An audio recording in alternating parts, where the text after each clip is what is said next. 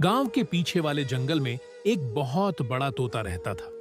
वह इतना बड़ा था कि सब गांव वाले उससे डरते थे, लेकिन वह किसी को नुकसान नहीं पहुंचाता था।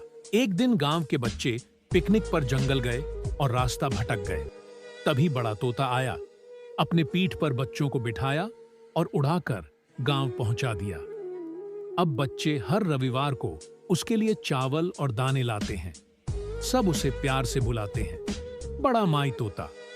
लेकिन बड़ा तोता रोने लगा क्योंकि किसी ने लाइक और सब्सक्राइब नहीं किया।